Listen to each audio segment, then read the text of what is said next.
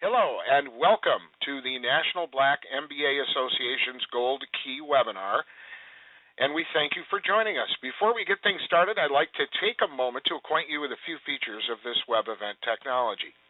At any time, you may adjust your audio using any computer volume settings that you may have.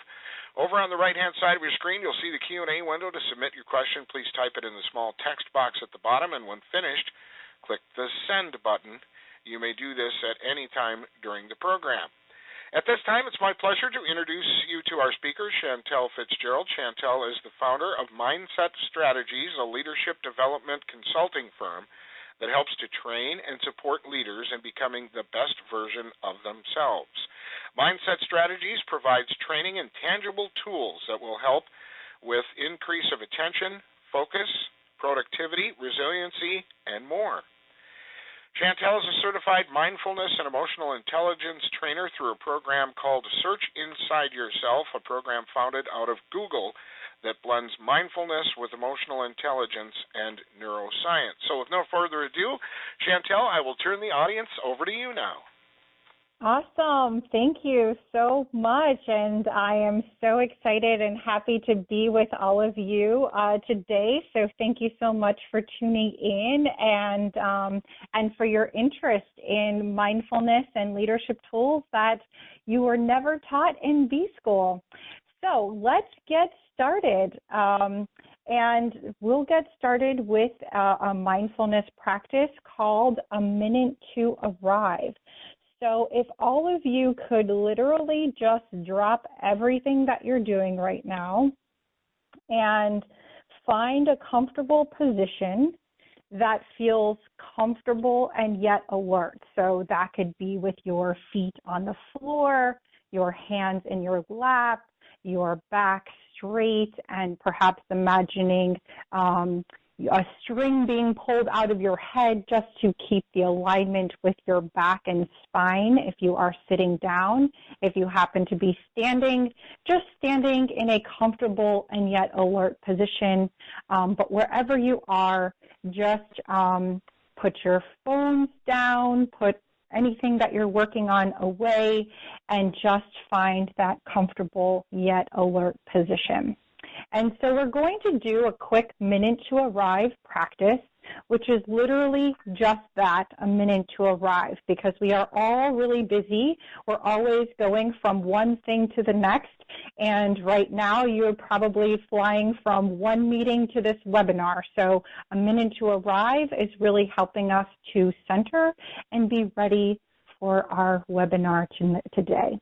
All right, so now that you've found your comfortable position, let's begin. So you can close your eyes, or you can keep your eyes opened and just lower your gaze. And just begin by feeling the weight of your body in your chair. And just by feeling the weight of your body in your chair, really helps us to bring presence to the moment. Now see if you can bring your full attention to just one inhale and one full exhale. See if you can bring your attention to just one full cycle of your breath, from the inhale to the exhale.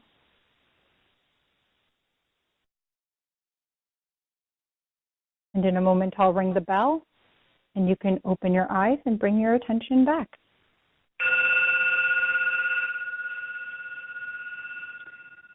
All right. So that is a minute to arrive practice. Again, a minute to arrive is an opportunity to literally just take 1 minute to settle yourself before you begin the next thing. And so this is a great opportunity that you can do and use at any time, anywhere, any place. So let's say you are transitioning from home to work. If you drive to work, you can literally just sit in your car for 1 minute before you go inside of work, or if you're going home, you can just sit in your car and just pause before you go inside the house. You can do this before you go into a meeting. You can do this before anything that you start. So this is just one tool that can be very helpful, very effective to settle your mind and to be much more focused, to be prepared for the next thing. So any questions or comments on that, feel free to type that in the Q&A if you have any questions or comments about a minute to arrive.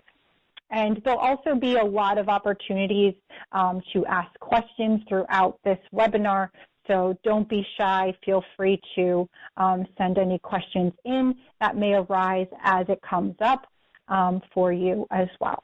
Okay? All right, so hello.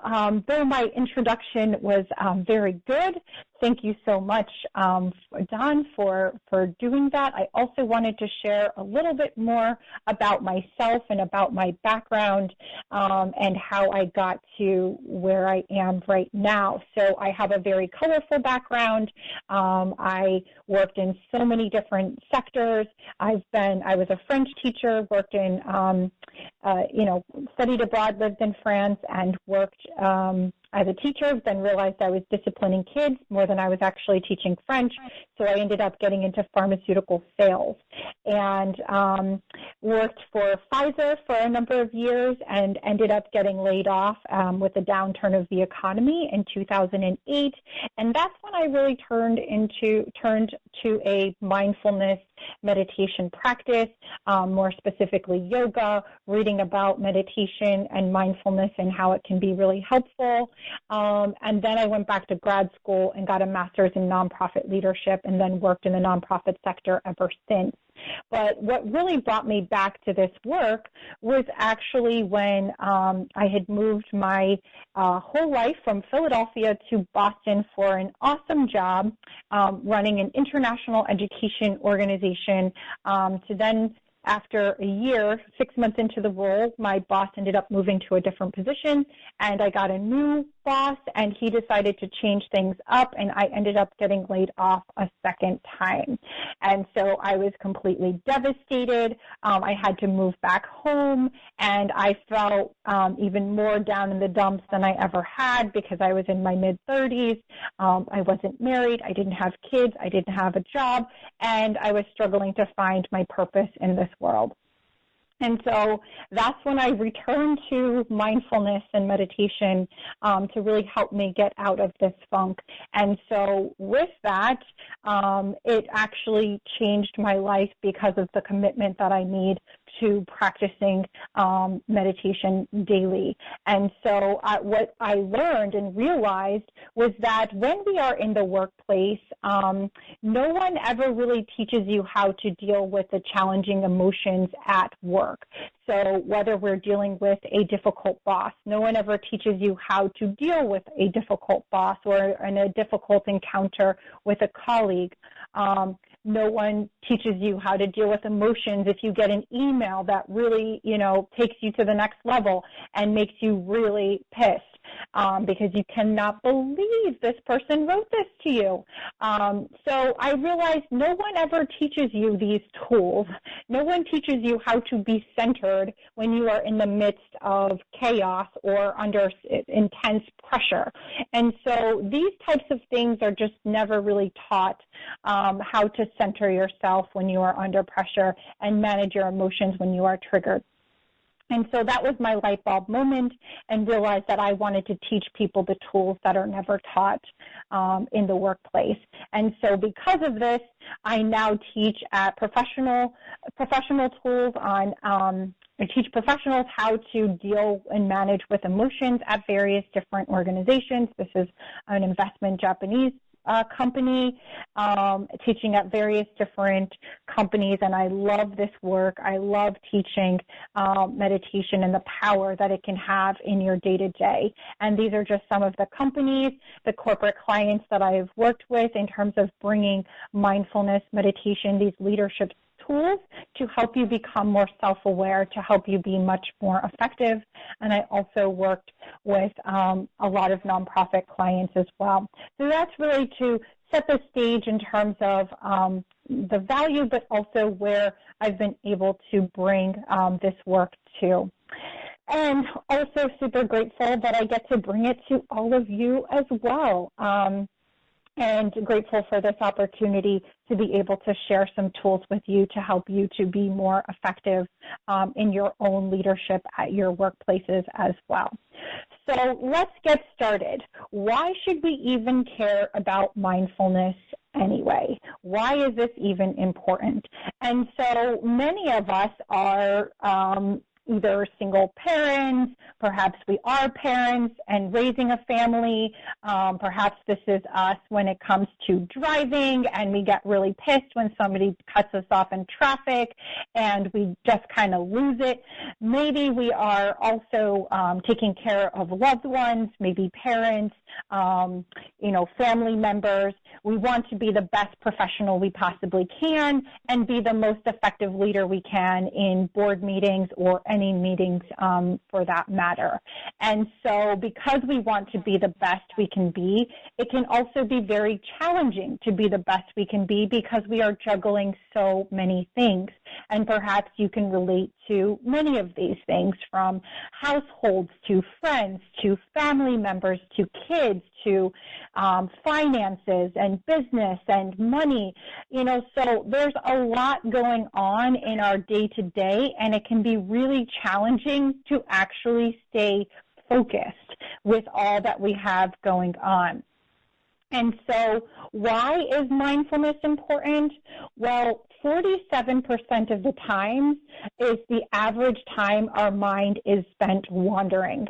So we're actually not ever really here because we're somewhere else. We're thinking about, what's going to happen in the future, or we're dwelling on something that happened in the past, and we're not actually present. Also, 70% of leaders have reported they have a difficulty focusing at work.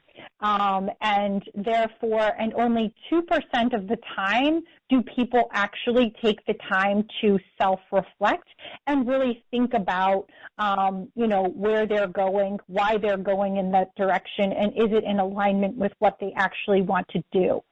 So our minds are constantly wandering. It's hard to be present, and again, 70% of the time, leaders report having a very difficulty staying focused at work, and perhaps this could be you too. And so the military calls the world that we live in right now a VUCA world. We're living in a world that's currently very volatile. We're living in very uncertain times when you look at either climate change or looking at politics or looking at, all different, health issues, all kinds of things. We're living in a very uncertain time period. It's very complex and it's very ambiguous. So by living in such a volatile, uncertain, complex, ambiguous world, how can we be our best selves? How do we be our best leaders if we are running around like crazy, having a million things going on, trying to manage our families and our kids, and also living in a world that's uncertain and volatile and complex and ambiguous? And oftentimes, companies and the microcosms and of companies can also be this way as well. People work in very volatile, uncertain, complex, ambiguous companies as well, and the climate in their organization could be very much like this, and yet the demand for us is to be better leaders, to be able to manage our employees, to be able to deliver, the bottom line, to be able to have creative, cohesive teams that work well together to be able to get to the bottom line. And so what is mindfulness, and what does mindfulness mean?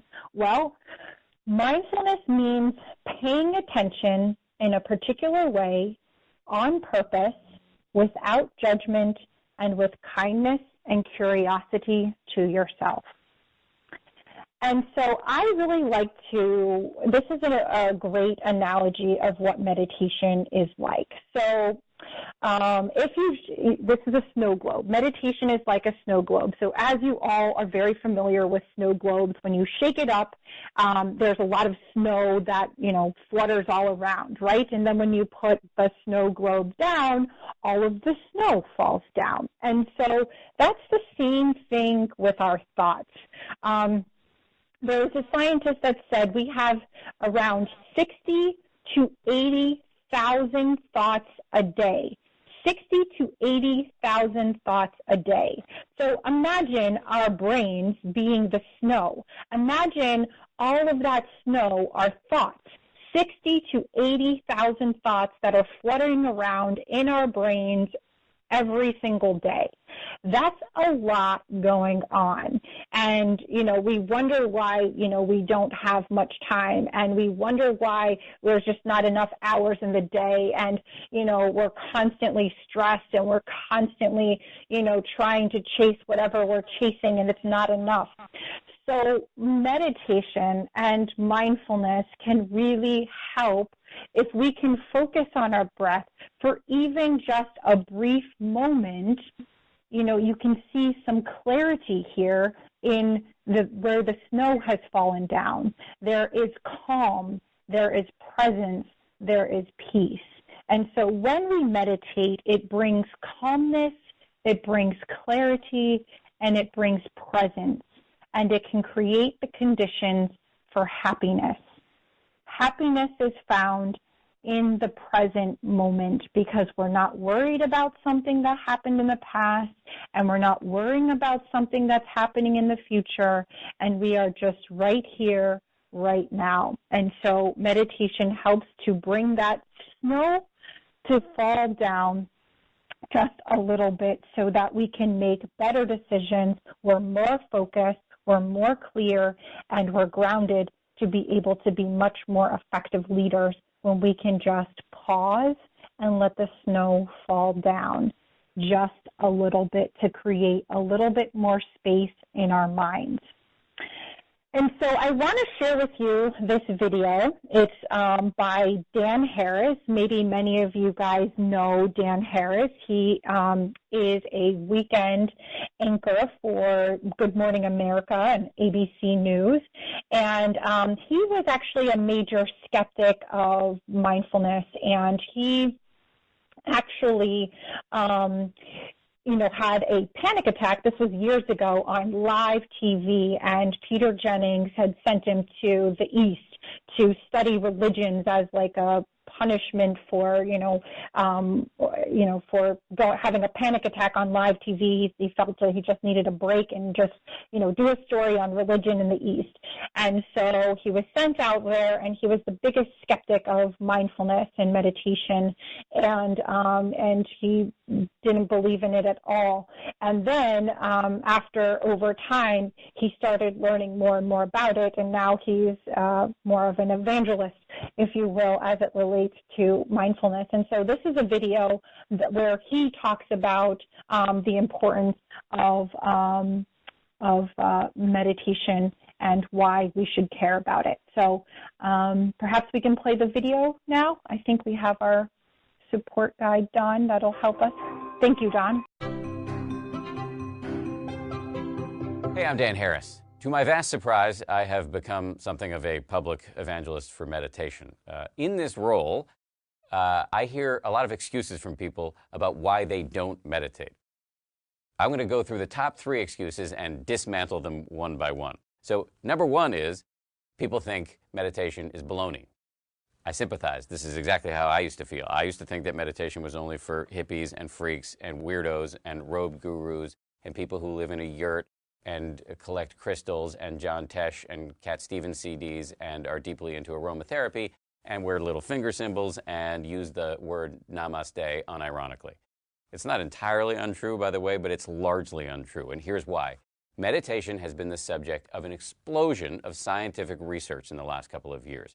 This research is still in its infancy in many ways, but it's strongly suggestive of an almost laughably long list of health benefits, including lowering your blood pressure, boosting your immune system, reducing the release of the stress hormone cortisol. And here's where things get sci-fi. Scientists have been peering into the brains of meditators and finding that they're, in effect, doing a kind of neurosurgery on themselves, rewiring their brains for increased happiness, calm, and lowered reactivity. As a result of this science, meditation is now being done in some surprising places, including at major corporations like Google, Twitter, Aetna, and Procter & Gamble, and General Mills even. These are the people who make Hamburger Helper, and they now have meditation rooms in every building on their corporate campus in Minnetonka, Minnesota. Meditation is also now being done by elite athletes, including Novak Djokovic, who won Wimbledon, the Seattle Seahawks, who won the Super Bowl. It's also being done by a lot of people in pop culture, including Katy Perry, the lead singer of Weezer, and 50 Cent. That dude got shot 9 times. He deserves some peace of mind. And perhaps most compellingly, it's now being done by the U.S. military. Both the Marines and the Army are spending millions to study whether meditation can make more effective and more resilient troops. So I think this kills permanently the idea that meditation is only for weirdos. So here's misconception number 2, which is that I can't do it. This is what I hear all the time. Okay, I get it, meditation is good for you, but you don't understand. My mind is too busy. I could never do it. Here's the good news and the bad news. You're not special. Welcome to the human condition. This is the way everybody's mind works. I call this the fallacy of uniqueness. Everybody's mind is out of control. If that were not the case, we wouldn't need meditation. The whole game in meditation is starting over. Those are the key words, starting over. You're going to sit, you're going to try to focus on your breath in meditation, and then you're going to get lost. You're going to start thinking about weird things, and then you just start over and over and over. I'm a fidgety, skeptical newsman. I've been doing this for 5 years, and if I can do it, you can too, trust me. Okay, so here's the third misconception. I don't have time for this. I hear this a lot. All it takes is 5 to 10 minutes a day. I don't care if you've got 17 children and 55 jobs, you have 5 to 10 minutes a day. It's that 5 to 10 minutes of having a confrontation with the voice in your head, that voice that chases you out of bed in the morning and is yammering at you all day long, that can help you in the rest of your life resist the terrible suggestions that the voice offers up, which is basically its job. 5 to 10 minutes when you get up in the morning, right before you go to bed, when you pull your car into the driveway, set an alarm on your phone, and let rip. I think it'll make a huge difference for you. So those are the 3 most popular misconceptions. Now that we've killed them, you have no excuse.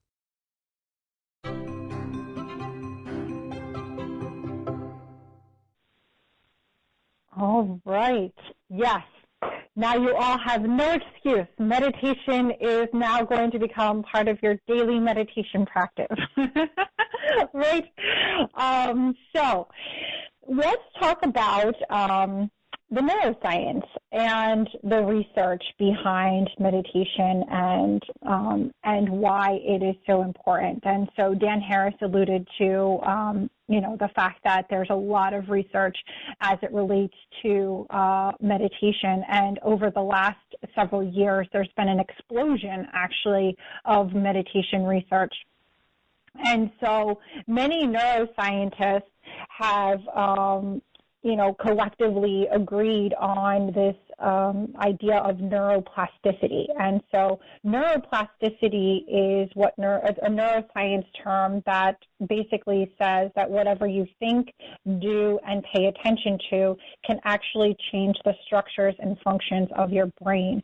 So basically, if you start a daily meditation practice, you can literally change the structure and functions of your brain. And you're actually literally changing your prefrontal cortex, which is the area of the brain that's responsible for decision making.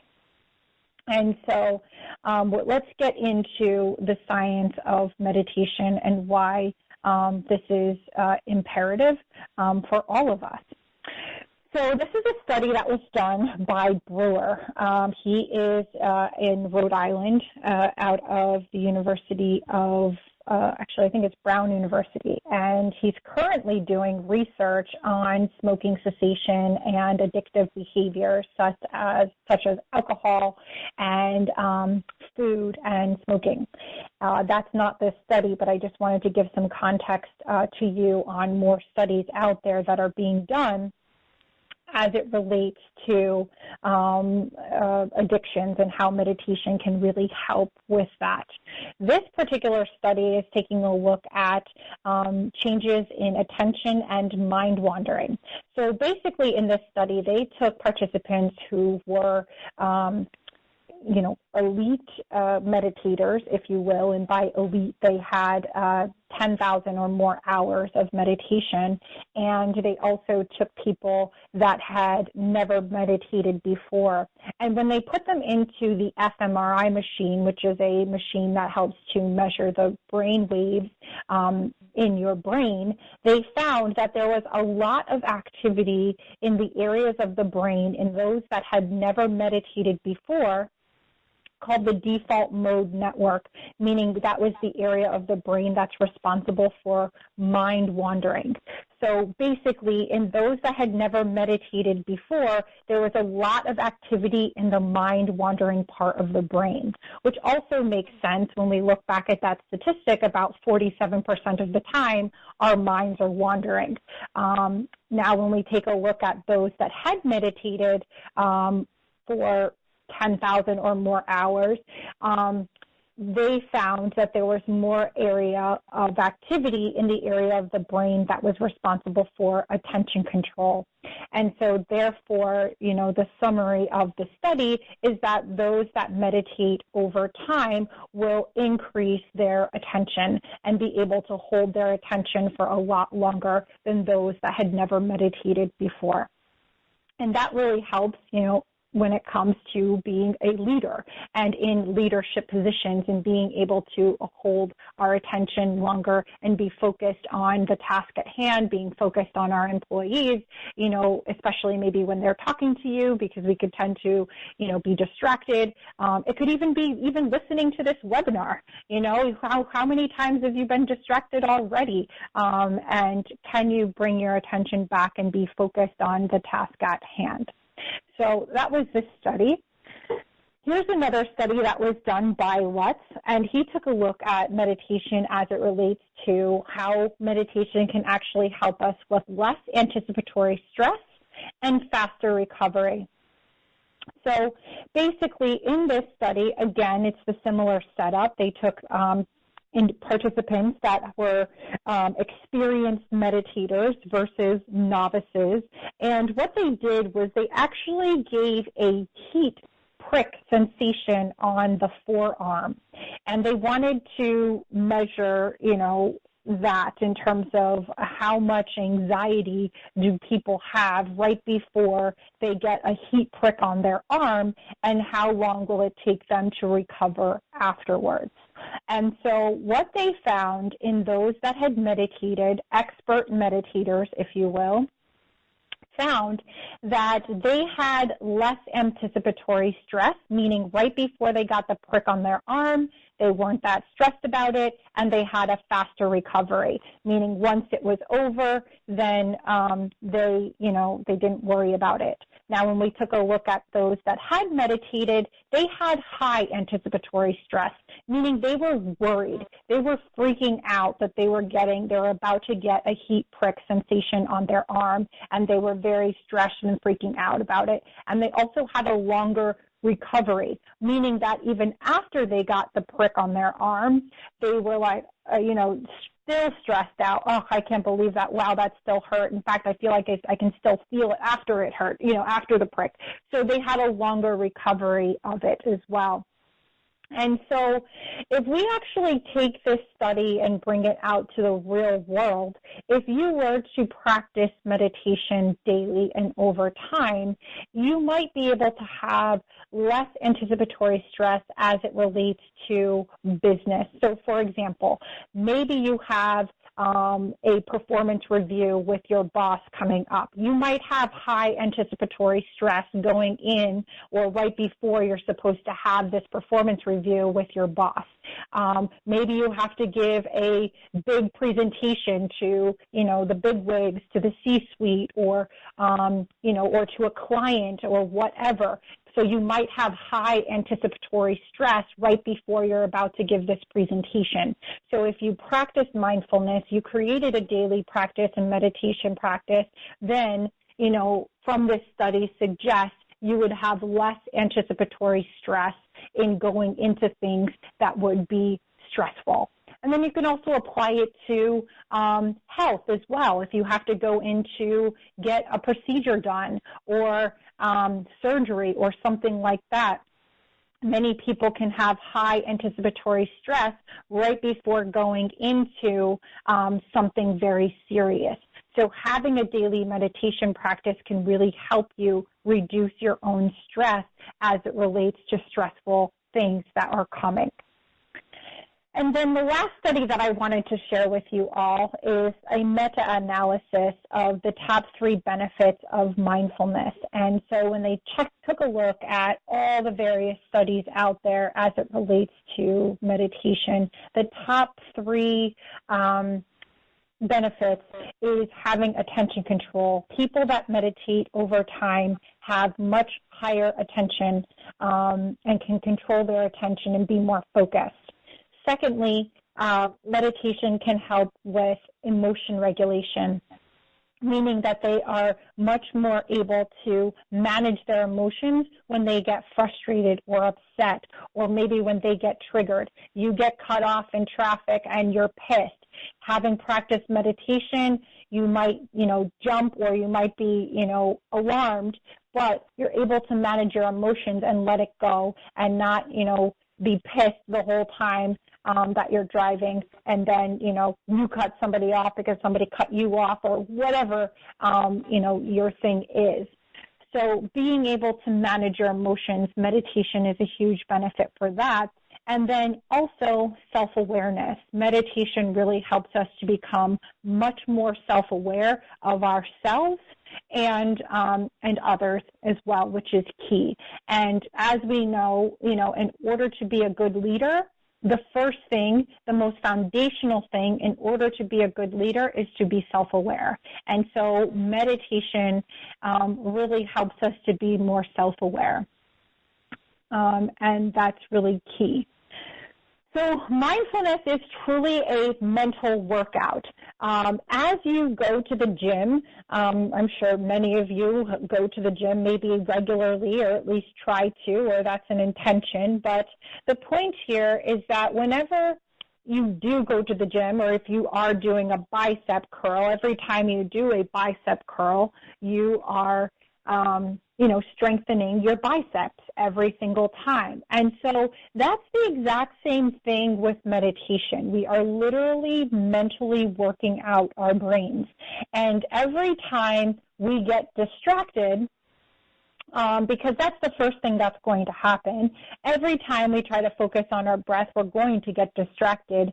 And when we notice that we are distracted and we bring our attention back to our breath, that is when we do a bicep curl. Every single time we get distracted and we bring our attention back, that's as if we are doing a bicep curl. And we are actually training our brain. It's that neuroplasticity that we talked about before. We're literally rewiring our brain to focus, to increase the prefrontal cortex, which is the area of the brain that's responsible for decision making. So the more we meditate, the more we focus, the more we bring ourselves back into focus, the stronger our decision making part of the brain will be, and therefore as a leader, we will be much better able to make decisions because we won't be as distracted by all the things that are happening around us. We will be centered, we will be focused, we will be grounded, and we will make better decisions because of that. So, what does meditation look like? Well, as described, what's going to happen, and this will happen to all of us. Thoughts will always come. You are going to try to focus on your breath, And the next thing you know, your mind has wandered. And so this is what we call meta-attention, is when you notice you are distracted. So meta-attention is really the attention of your attention. Are you even aware that you were distracted, and can you bring yourself back to center right now? Maybe in this webinar, you have been distracted. Maybe you got a text.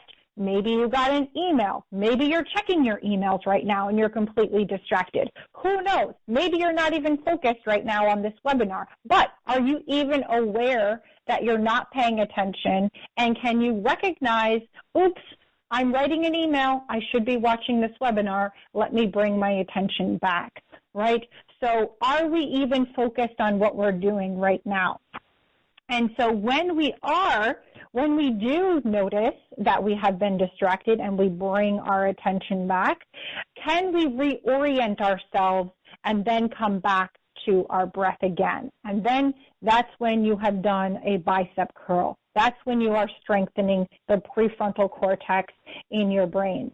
And that's what's going to help make you a better leader, by focusing, by being centered, by being present, and not being run by all the distractions around you. And so you also want to do this with kindness to yourself and with curiosity and without judgment. So another thing that will happen when you try to meditate is that you will ultimately be distracted. I mean, that's going to happen guaranteed. But usually what happens when people meditate is they try to focus on their breath, their mind wanders, and then they're like, oh my gosh, this is not for me. I'm done. I can't do meditation. I don't know how people can sit there and listen and watch their breath. This is, I don't have time for this, And so, yes, that is not going to help you. And so you want to be kind to yourself. You don't want to judge yourself because your mind is wandering, because it will always wander, guaranteed.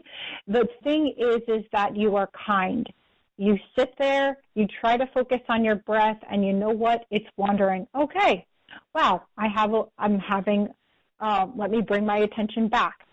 And you just say, wow, I have a lot going on in my brain right now. There's a lot going on. I'm having a hard time focusing. Let me try again. And you do it with kindness, and you do it without judging yourself. Because as soon as you're not kind to yourself, and as soon as you start judging yourself, then, it's over. Like, you've already stopped. So recognize that you might be judging yourself, and just, again, bring your attention back to your breath. We are training our brains.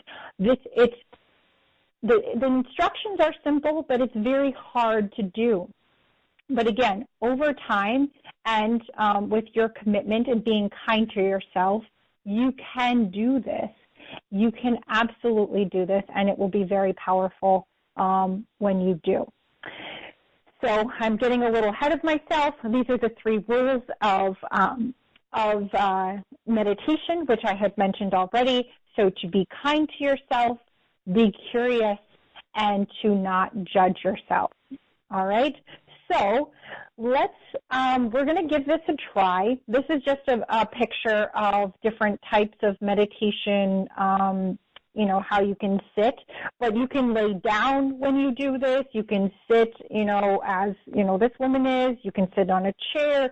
I mean, you can do whatever feels comfortable and yet alert. You can sit on a meditation cushion. And I'm just curious, actually, and perhaps maybe I should have asked this in the beginning, but does anybody out there have a daily meditation practice, or have practiced meditation before, or is this completely new? So if you don't mind just jotting in the chat, I would love to just hear from you all if you have a daily meditation practice, or if you've never meditated before, or if you have meditated but then you kind of threw your hands up because it was something that you got frustrated with. So I'm just kind of curious about people's experience on here. just to understand where everybody's coming from. So just curious. If you don't mind putting it in there, it will be helpful. Thank you, Yolanda, for sharing. Thank you, Kai. Great. Awesome. So, and welcome to those that had never meditated before. I'm excited that you're on the call, and Kai, hopefully this is reinforcing some of the things that you know, and hopefully expanding some things as well. So great. All right, awesome. Yeah, and don't be shy. Feel free to add in your thoughts on meditation if you've ever tried this or not. So thank you. All right. So we're actually going to try this out and give it a shot. So I'm going to do a small mini meditation with all of you to practice what we've learned so far. So to not judge ourselves, to treat ourselves with kindness, and be curious. Like, wow, my mind is wandering a lot. I have a lot going on. It's okay. Let me try again. And meditation is always about beginning again without judgment, because at the end of the day, we're always beginning again, right? When we mess up, we try again. When we fall down, we get back up. We just begin again. So no judgment. Be kind to yourself, and we can do this so that we can all be better leaders. All right? So let's get started. So as we did in the beginning, find that comfortable and yet alert position that, of course, feels comfortable and yet alert. And usually that's with our feet on the floor, our hands in our lap, our back is straight, our head is in alignment with our spine. And you can feel free to either close your eyes, or you can keep them open and just lower your gaze. And let's just begin by feeling the weight of our bodies in our chair.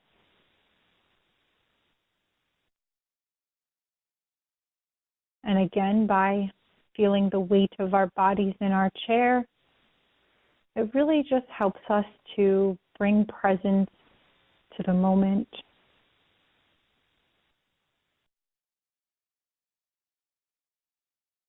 And now let's just bring our attention to our breath. See if you can notice one inhale and one exhale. Now see if you can notice where you feel your breath the most. See if you can locate your anchor breath. So your anchor breath, again, is wherever you feel your breath the most. And that could be in your nostrils. That could be in your chest. That could be your belly. It could be your whole body breathing. But wherever you feel your breath the most, that is your anchor breath. And just bring your full attention to your anchor breath.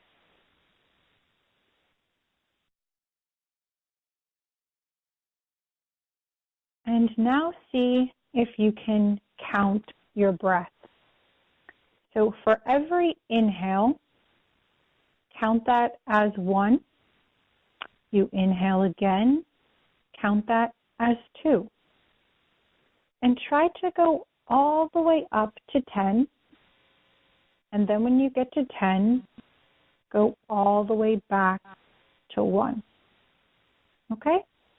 So I'll just give you a moment here to really just count your anchor breath. For every inhale, 1, every inhale, 2, and on. Now if you get distracted, be kind to yourself. Don't judge yourself. Just bring your attention back to whatever number you remember you were on. Or if you don't remember what number you were on, just begin again. No big deal.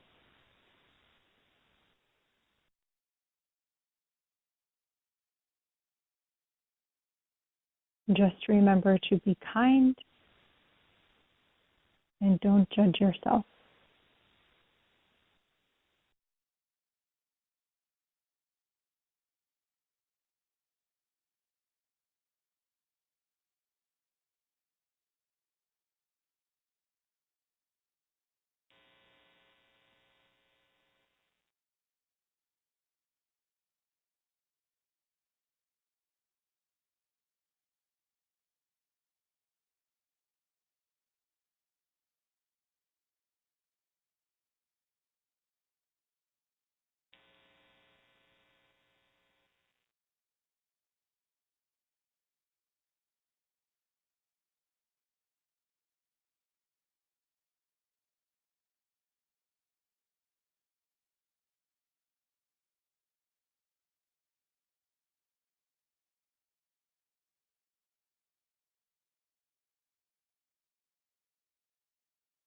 All right, in a moment, I will ring the bell,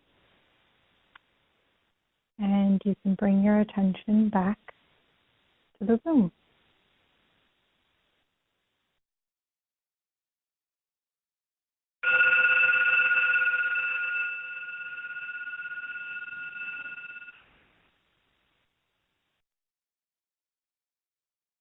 All right, so any questions or comments about that meditation? What did you notice? And if you could, just comment in the chat box any questions or comments or anything you noticed during that meditation.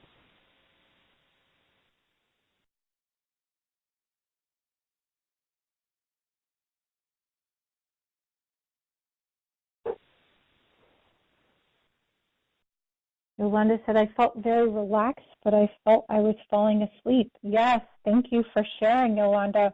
Yes, that's always a very common thing, that whenever we do meditations, we feel like we're going to fall asleep, and that's completely normal. And honestly, that's just a way for your body telling you that you are tired. You have that you just need rest, and you may have a lot going on. So really, that's all that means. And actually, meditation can be very helpful to fall asleep at night. So if you find yourself, either can't fall asleep, going to your breath can always be very helpful with that. There's also lots of other meditation practices that you can do that will help support that as well. Or if you wake up in the middle of the night and you can't go back to sleep, that's always a good one as well. Any other comments from the group on that meditation, or any other questions or things that you noticed about it that anyone wants to share?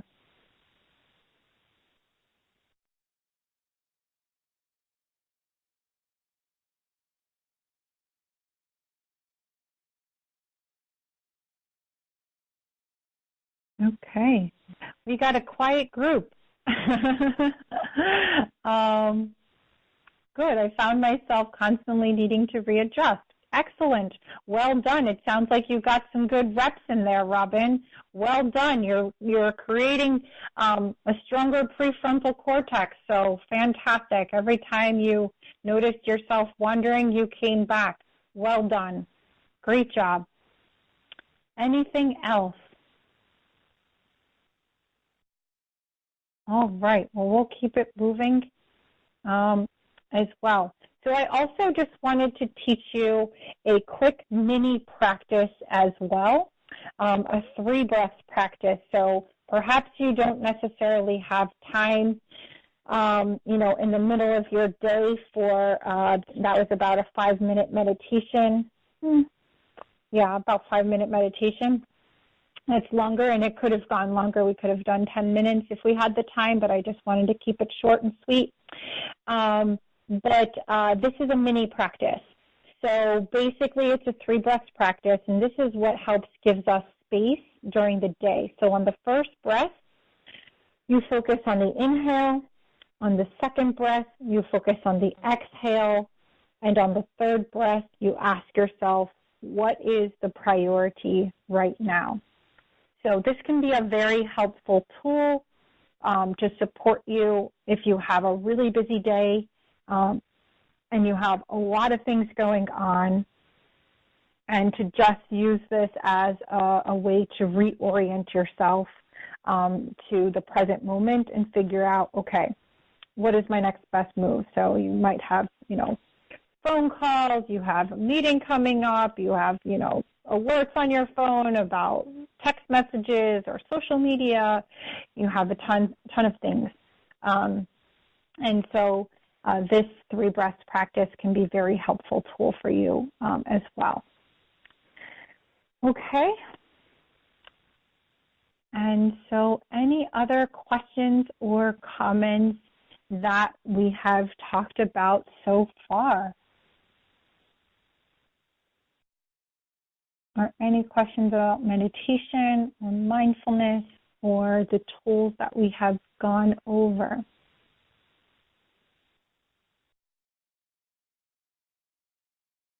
Okay.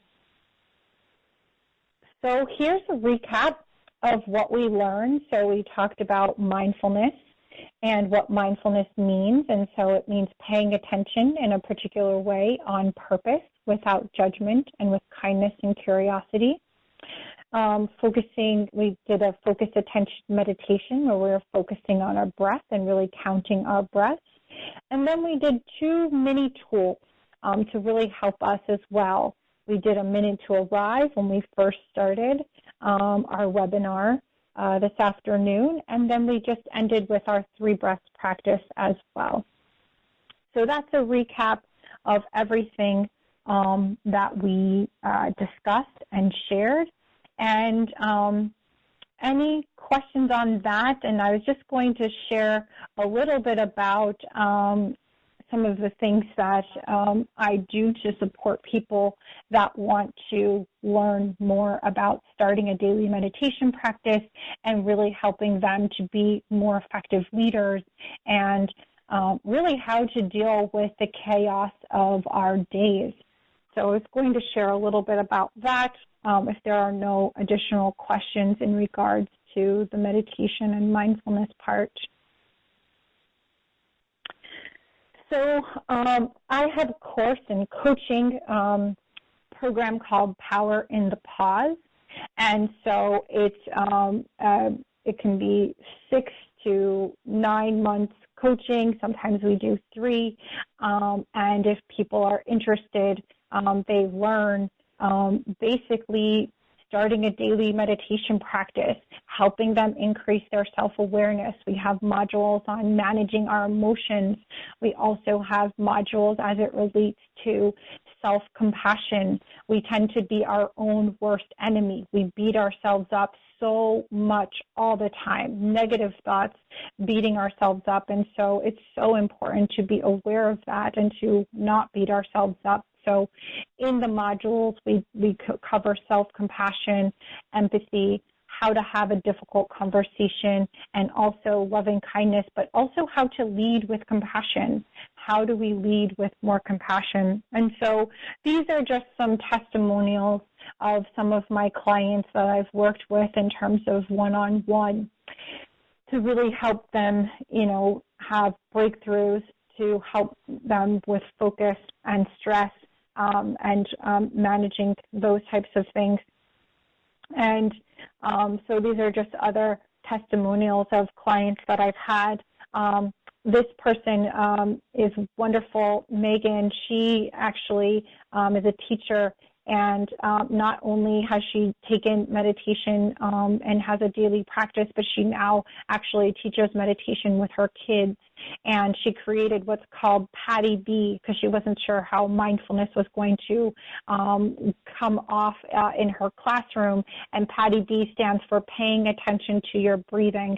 And so now she has brought that to her classroom and also to her students, and even her principal has even asked her to, share her mindfulness practice with fellow colleagues as well.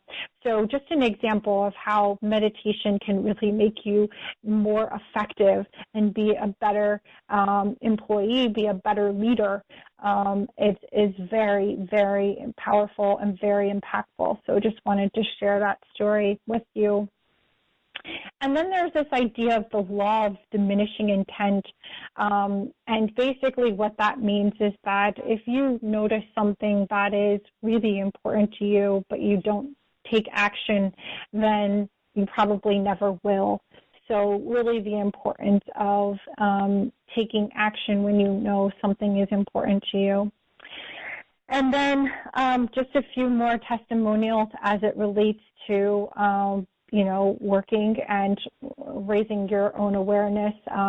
This is another individual who was an investment banker and found, he already had a daily meditation practice, but really increasing that, and also how journaling can be a very effective tool as it relates to helping with self-awareness as well.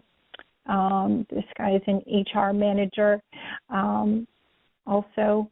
And so, just would love to stay in touch with all of you. Feel free to connect with me on LinkedIn if you found this to be helpful. My website is mindsetstrategiesllc.com, so you can feel free to check me out there, or on LinkedIn as well. I'm just Chantel Fitzgerald on LinkedIn. And my website, and that's all of my contact information as well. And to part with you, to give you a little bit of homework, so I would recommend starting a daily meditation practice, certainly focusing on all of the things that we practice. And I would definitely recommend downloading the Insight Timer app as a helpful tool for you to continue on with your daily meditation practice as well. So that is everything, and just want to open it up now for any questions or comments, and feel free to connect with me either on LinkedIn or email or anywhere else, mostly cell phone, website, that type of thing. Yeah. All right. Excellent. Thank you. And as a reminder to our audience, the Q&A panel can be found over on the right-hand side of your screen. To submit a question, please type it in the small text box at the bottom, and when finished, click the send button or push enter, and we'll allow a little time for people to queue up with any questions we may have, and if we don't get any questions, we'll see if there's any other closing thoughts from Chantel.